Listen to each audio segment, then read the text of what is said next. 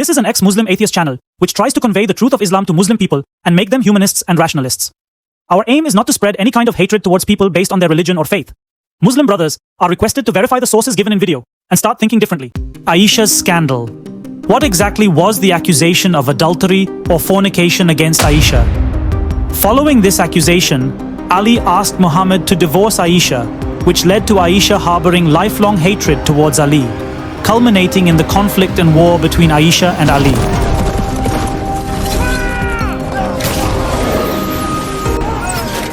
This is the incident where verses in the Qur'an affirm Aisha's innocence.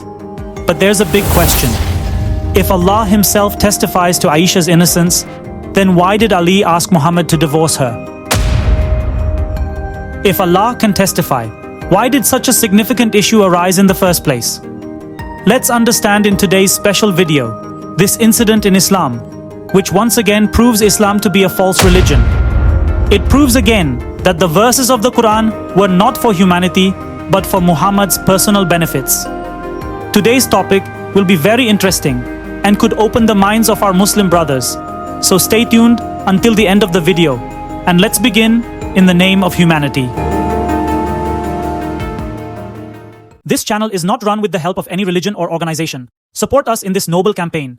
An entire team works on every video of this channel, and there is no significant earning from YouTube. Your regular monthly support is needed to maintain this channel and mission. For this, you can also take membership of Patreon or channel, or you can also support through UPI and PayPal every month as per your financial condition. Become a soldier of this mission and feel proud to be a supporter of the biggest mission of the century. Butterfly effect. It is said that the flapping of a small butterfly's wings can cause large storms to arise, meaning even a very small thing can bring about major changes in the world. This is known as the butterfly effect. The story we are recounting today might seem trivial at first glance, but perhaps this very incident is the reason behind the enmity and contradiction that exists today between the two major sects of Islam, namely Shia and Sunni. For a detailed understanding of the Shia-Sunni issue, do watch this video of mine. All doubts will be cleared. However, today we will discuss the accusation of adultery against Aisha, the main reason for the enmity between Aisha and Ali, an illogical rule in Sharia, and Allah's very strange behavior, which raises a huge question about the authenticity of Islam. Section 1. Aisha's scandal. There's no need to mention numerous references regarding the accusation of adultery against Aisha. There is one significant hadith from Bukhari, which, upon reading, reveals many secrets, provided one has a critical eye. Let's today perform a detailed examination or post-mortem of this hadith with the critical eye of Zafar. Hazrat Aisha, the wife of the Prophet, narrated the story. Whenever Allah's messenger intended to go on a journey, he would draw lots amongst his wives, which means he would hold a kind of lottery, and would take with him the one upon whom the lot fell. During a ghazwa of his, he drew lots amongst us, and the lot fell upon me. And I proceeded with him, after Allah had decreed the use of the veil by women. Aisha used to travel in a howdah, a covered box which is put on camel. She would be seated inside it, and that's how the journey would proceed. Then, when the Prophet was done with the jihad and was returning, and they neared Medina, one night Muhammad announced the departure, and his entire army camped there for a short while during the night. During this time, Aisha, who had moved a bit away from the army for natural needs, toilet, returned after finishing. And she says, "When I reached back and checked my chest, my necklace with black beads was missing, meaning it had fallen off somewhere during the toilet." Aisha says, "Therefore, I went back to where I had gone for the toilet and searched for the necklace, which took some time." In this period, Muhammad's companions, who were responsible for carrying Aisha, came, lifted the howdah and placed it on her camel, assuming Aisha was inside. In those days, Aisha was light, so when they lifted the howdah, they did not notice any difference in weight. How could they? After all, Aisha was a young age teen at that time. So, the companions drove the camel and themselves started walking alongside. When the army had departed and Aisha found her necklace, she returned to the campsite, but there was no one there. Therefore, she went back to the previous campsite where they had stayed before, thinking that they might return if they didn't find her. Upon reaching there, she sat down and fell asleep. A man named Safwan bin Mu'attal, who was responsible for picking up lost items of the soldiers and returning them, was passing by the place where Aisha was sleeping. He saw the shadow of a sleeping person, so he came closer. Aisha says that he had seen her before the veil order was given, and his saying, "Inna lillahi wa inna ilayhi raji'un," indeed we belong to Allah, and indeed to Him we will return, woke her up. Then he helped her onto his camel, so I also mounted his camel. Now he was leading the camel while walking in front of it. This way, when we reached the army, people had already set up camp for rest in the afternoon, and then we arrived in Medina, where Aisha remained ill for a month. Upon arriving in Medina, when Aisha fell ill, she was unaware of the external environment where people had started to talk about Aisha and Safwan inappropriately. The rumor was that Aisha was separated from the army all night and came back to Medina the next day with Safwan. This issue had escalated so much that a few days later, Muhammad himself began to consider divorcing Aisha and consulted about it, calling Ali bin Abi Talib and Usama bin Zayd for advice. Now, viewers, consider this. If at this moment, Allah had sent down a verse proving Aisha's innocence, what would happen? The Prophet would not have needed to consult Ali and Usama. But no, Allah remains silent, as if He doesn't know what's happening. At this point, keep in mind that Allah quickly sent down verses for the Prophet's personal matters, like the incidents with Zainab and Maria the Copt, which you can see in these two videos of mine. Nevertheless, Allah is absent, delaying, and here the situation has become chaotic, and now the Prophet has also called two people for consultation. On this, Usama merely said that we know nothing bad about your wives. On the other hand, Hazrat Ali advised Muhammad to divorce Aisha, saying that Allah has not imposed any restrictions on you, and there are many other women besides her. Yet, he still suggested that you should also consult with a slave girl. I mentioned at the beginning that from just one hadith, we can learn a lot. The hadith recounts that a slave woman named Barira was called and asked, and she stated about Aisha that she could only say that she is a little girl who needs dough and then falls asleep, and a goat comes and eats it, meaning she's a young child, not fully mature. For those who argue that girls matured early in that era regarding Aisha and Muhammad's marriage, this hadith poses a question. If Aisha was truly mature, then why would Barira say she is a child of young age? Anyway, following this, Muhammad's followers divide into two factions regarding Aisha's matter, and gradually, this debate turns into a conflict between two tribes, namely Aus and Khazraj. Keep in mind, consultations for divorce are being held, slaves are being questioned, fights are occurring, and Allah remains silent even now. And on such a grave accusation, like adultery against Ummul-Mumineen, the mother of the believers, Hazrat Aisha, may Allah be pleased with her, Allah is saying nothing. Now let's understand the conflict that arose due to the accusation against Aisha.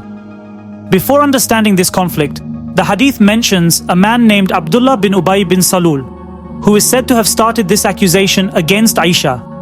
Let's learn a bit about him. If you've watched our series, The Muhammad, you would have heard mention of this man in this episode. He was actually a very influential person in Medina. Before Muhammad's migration to Medina, people saw him as their potential king. But after Muhammad arrived, the key tribes of Aus and Khazraj accepted him as their leader and prophet. This man was better than Muhammad, an example of which you will see in the upcoming episodes of our The Muhammad series, where this same man will save innocent Jews from Muhammad. Although he had accepted Islam because at that time he recognized Muhammad as a prophet, perhaps later he realized that Muhammad was not a prophet. Perhaps to prove this, he might have spread this rumor about Aisha, or it could be that he had nothing to do with it, and because Muhammad disliked him as he was his competitor, the blame was put on him. But whatever the case, this man proved through this incident that Muhammad was not a prophet sent by God, which we will explore further in the video. However, it's a different matter that the tribes of Aus and Khazraj no longer cared whether Muhammad was a prophet or not, because with Muhammad as their leader and prophet, they started receiving spoils of war, which was enough for them. The hadith further states that when Muhammad, annoyed by this, declared Abdullah bin Ubay bin Salul guilty and ordered his execution, a dispute arose. One of the companions, Sa'd bin Mu'ad, who was a leader of the Aus tribe, stood up and said, "O Messenger of Allah, by Allah, I will support you. If the person you hinted at accusing belongs to the Aus tribe, we will execute him. And if he's from Khazraj, then you command us, whatever your command, we will obey." After him, Sa'd bin Ubadah, the leader of the Khazraj tribe, stood up, enraged by Sa'd bin Mu'adh's words, and said to Sa'd bin Mu'adh, "By Allah, you lie, you cannot kill him, nor do you have the power to do so." Now pay attention here. Abdullah bin Ubay bin Salul was an excellent leader and belonged to the Khazraj tribe. The people of Khazraj highly respected him, to the extent that when Muhammad, as usual, annoyed by his enemy, asked, "Is there anyone who will relieve me of this man?" The people of the Aus tribe agreed that yes, they would kill Ubay bin Salul for Muhammad, but the people of Khazraj did not agree to this, and Muhammad had to yield before them. Meaning, despite recognizing Muhammad as their prophet, the people of Khazraj stood by Ubay bin Salul, clearly indicating that all these people only acknowledged Muhammad as a prophet for their benefit. If Ubay bin Salul had been from the Aus tribe, the Aus would also not have traded his life for Muhammad either. This is why there was a fight between Aus and Khazraj, and both started calling each other hypocrites.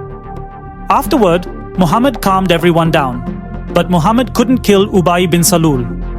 Now, we will see how Muhammad vented his irritation with this man by ordering 80 lashes on common people. And this too, after having verses revealed in the Qur'an. Anyway, let's return to the story. On the other hand, Aisha says she kept crying that day as well. "My tears wouldn't stop, nor could I sleep. Then my parents came to me. I had been crying for 2 nights and a day straight. It seemed as if my heart would break from crying." Aisha says, "Ever since those words were spoken about me, words that were never spoken before, since that day, the Messenger of Allah did not sit with me. He waited for a month. But in my matter, no divine revelation, meaning no word from Allah, came down on him." Aisha narrates that one day Muhammad came to her, and he said, "Aisha, I have come to know these things about you. If you are innocent in this matter, then Allah will prove your innocence. And if you have sinned, then seek forgiveness from Allah and repent." Aisha says, "As soon as he finished speaking, my tears dried up. I said, 'Allah is my witness.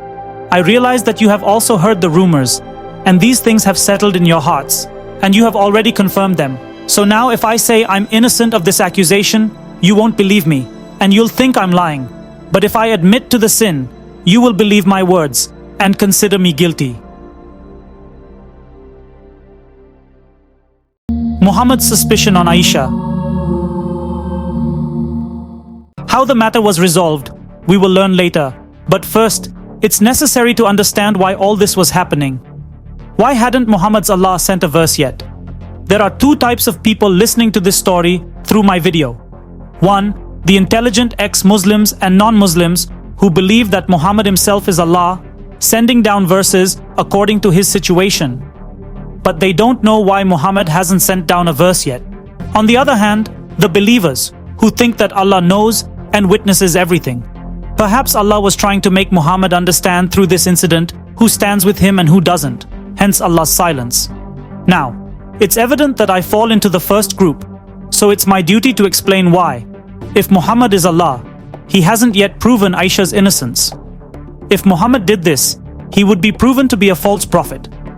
This would put his prophethood in jeopardy. Yes, how? Let's understand.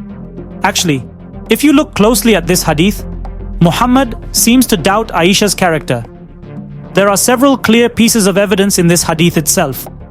For instance, Aisha says, "During my illness, it felt to me as if I wasn't receiving the kindness and love from the Prophet that he usually showed me during my illnesses. But he would come, greet with peace, and say, 'How is that girl?' At that time, I didn't know what was happening." Meaning, Muhammad stopped showing kindness towards Aisha even though she was ill. To the extent that even when he came to Aisha, he would only greet and suggest confessing to the sin before leaving. Then Muhammad began investigating Aisha's character by consulting with Ali, Zaid, and even Barira, who was Aisha's maid. He discussed divorcing Aisha with them, and people, including the notable figure of Hazrat Ali, were ready for Muhammad to divorce Aisha. Even Ali wanted Muhammad to divorce her. Even after a month, Muhammad was suspicious of Aisha and asked her to confess if she had sinned. Aisha said she was so upset by these words from Muhammad that she refused to even talk directly to him. Aisha even refused to testify her innocence before Muhammad because she believed that the doubt was already settled in his heart and he would not accept her testimony. Aisha said if she confessed to the sin, Muhammad would immediately believe her. Then Aisha turned her face away from Muhammad, lay down facing the other side, and stopped talking to him. Indeed, it was Muhammad's suspicion that caused Aisha's anger. These arguments clearly show that Muhammad was also suspicious of Aisha and was prepared to divorce her. But how do these arguments prove that if Muhammad had revealed verses from the start, his prophethood would also be at risk? Let's understand this as well. The hadith reveals that at the time when no divine revelation had come to Muhammad from Allah, Muhammad continued to defend Aisha by saying that he had not seen any wrongdoing in the character of Aisha or Safwan. During this period, he questioned the slave, asked Ali, accused Abdullah bin Ubay of the slander. In fact, he ordered the execution of Abdullah bin Ubay, although it's another matter that no one followed through with this and he remained unsuccessful.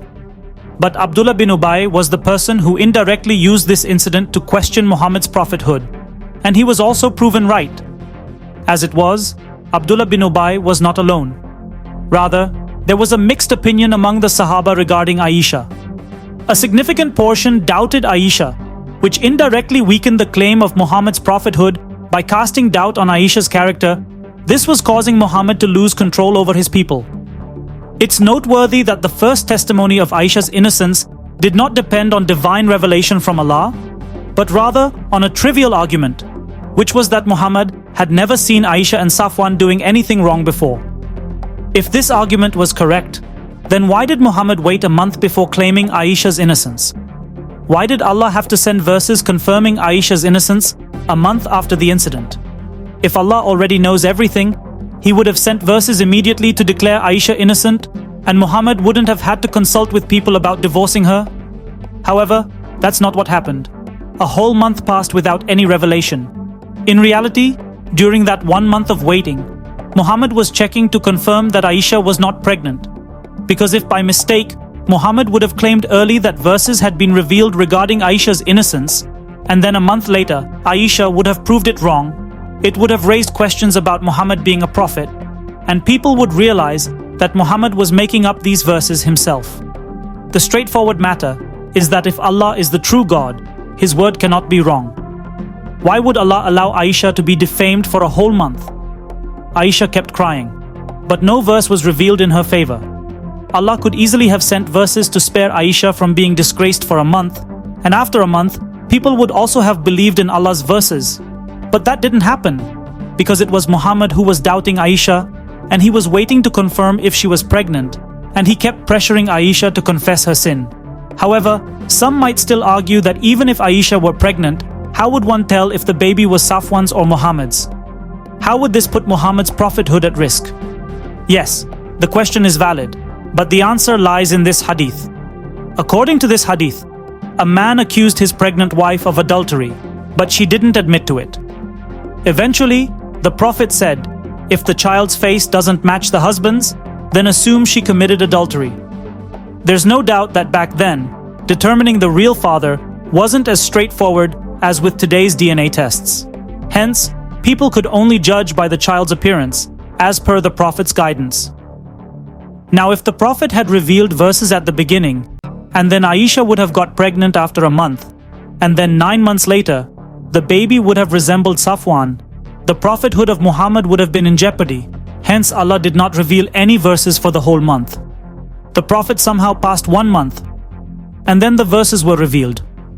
Now, the hadith doesn't explicitly state that Muhammad asked Aisha if she had missed her period, but why would Aisha mention this in her hadith? It's clear that Muhammad confirmed with Aisha before revealing the verses in the Qur'an. Let's now see how these verses were revealed. Then we will look into Muhammad's anger towards Abdullah bin Ubay bin Salul, whom he took it out on, and a very strange rule in Islamic law. had not even gotten up, nor had anyone left the house when the revelation came from Allah. Then he experienced the state which always occurred when he received a revelation. He was sweating so much that despite it being a cold day, drops of sweat fell like pearls. When this state ended, he was smiling, and the first thing he said was, "Aisha, thank Allah, for He has proven your innocence." Qur'an 24:11. Indeed, those who came with falsehood are a group among you. Do not think it bad for you. Rather, it is good for you. For each person among them is what he earned of the sin, and he who took upon himself the greater portion thereof. For him is a great punishment. In this verse, Allah is indirectly referring to Ubay bin Salul, similar to how curses were given to Abu Lahab.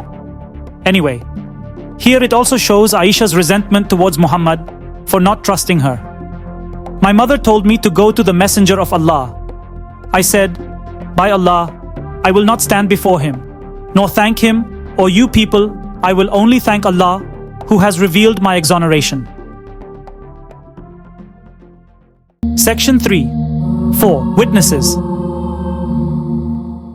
According to Aisha, Muhammad comes to her and claims that Surah An-Nur has been revealed. Now let's look at these verses and understand what might have been the real purpose behind its revelation. Qur'an 24:4. "And those who accuse chaste women and do not produce 4 witnesses, flog them with 80 lashes and never accept their testimony. And those are the defiantly disobedient." Muhammad's plan was to have Abdullah bin Ubay, who was at the forefront of accusing Aisha, killed, but he escaped from Muhammad's plan. However, even if not him, Muhammad still wanted to set an example for the people by punishing someone severely. For this reason, Muhammad set 2 new conditions in these verses.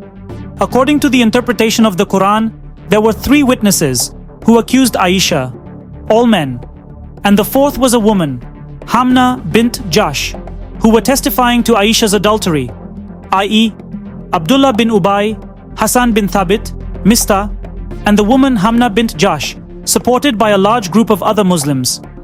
Here, I'd like to clear up a misunderstanding that a widespread belief today is that Islamic Sharia considers a woman's testimony to be half that of a man's. This is not entirely accurate. The whole truth is that a woman's half testimony is only accepted in financial matters, but when it comes to other sins like murder, rape, theft, robbery, etc., Islamic Sharia does not accept a woman's testimony at all. Similarly, in the case of the Aisha scandal, the testimony given by Hamna bint Jahsh was outright rejected, meaning there were only 3 witnesses against Aisha. Therefore, Muhammad increased the required number of witnesses to 4. Muhammad also introduced a completely new condition that wasn't there before, and that condition was, if there are fewer than 4 witnesses, those witnesses are to be flogged with 80 lashes, and their testimony will never be accepted again, even if they are telling the truth. Meaning, even if people are giving truthful testimony, if there are fewer than 4 witnesses, they will receive 80 lashes and be declared frauds whose testimony won't be valid in any other matter. What a rule by Allah! It clearly shows that this rule was made by Muhammad just for Aisha's sake. Anyway, while creating this verse, Muhammad had 3 common people flogged with 80 lashes each, namely Hassan bin Thabit, Mistah, and the woman Hamna bint Jahsh. Remember, Abdullah bin Ubay was so powerful that Muhammad didn't even have the courage to have him flogged, even though Allah indirectly referred to him in the verse. Furthermore, Ali, who was Muhammad's son-in-law and suggested divorcing Aisha, was not punished either.